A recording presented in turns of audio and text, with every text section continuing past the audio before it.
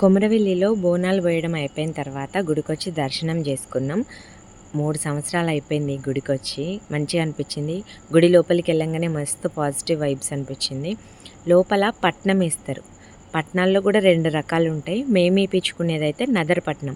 అంటే ఎలాంటి ఎవరి దిష్టి మనకి తగలకుండా, ఎవరి నజర్ మన మీద ఉండకుండా నదర్ పట్నం వేయించుకుంటారు అన్నట్టు.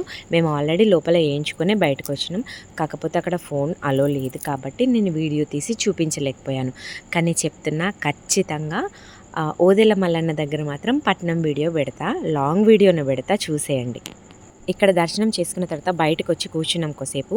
అసలు మార్నింగ్ మస్తు రష్ ఉండేనంట. మేము వెళ్ళేసరికి మాత్రం కొంచెం ఓకే, రష్ తగ్గిపోయారు. ఇంకా నైట్ అవుతుంది కదా, ఇక్కడ నుండి ఎవరైనా సరే వేములవాడ వెళ్తారు. అందుకే జనాలు సాయంత్రం అయ్యేసరికి కొంచెం తగ్గిపోతారు.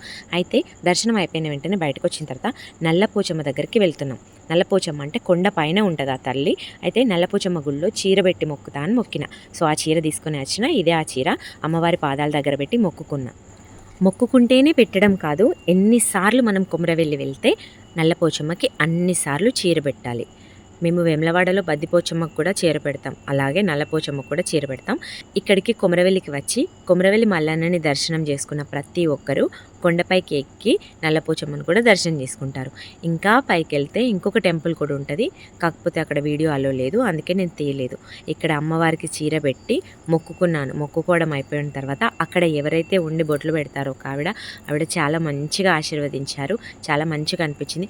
కానీ నాకు ఏ చోటైనా నచ్చింది ఒకటి ఏంటంటే, డబ్బులకి చాలా పీడించుకు తింటున్నారు. కొబ్బరికాయ కొడితే 10 రూపాయలు, చీర బొట్టి మొక్కితే 100 రూపాయలు, కోన్ని కోస్తే 100 రూపాయలు, అది చేస్తే 100, ఇది చేస్తే 100. పట్నం వేస్తే మాత్రం ఒక 5-6 వందలు ఇస్తే కానీ, 1000 రూపాయలు ఇస్తే కానీ వదిలిపెట్టట్లేదు. ఉన్న వాళ్ళని లేని వాళ్ళని ఒకేలా ఇబ్బంది పెడుతున్నారు. అదే నాకు నచ్చలేదు.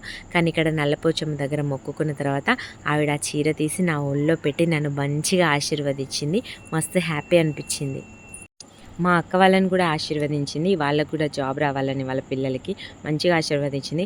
లాస్ట్ టైం వచ్చినామైతే చీర మేము మొక్కిన చీర మాకు రిటర్న్ ఇవ్వడానికి చాలా గొడవ చేసింది. కానీ ఏమి చాలా మంచిగా అనిపించింది. ఇంకా నల్లపోచమ్మ దగ్గర దర్శనం అయిపోయిన తర్వాత బయటకు వచ్చి కొబ్బరికాయలు కొట్టినాం.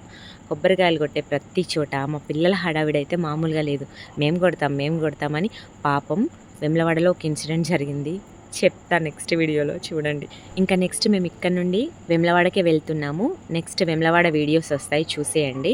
అండ్ నా వీడియోస్ నచ్చితే ఖచ్చితంగా లైక్ చేయండి.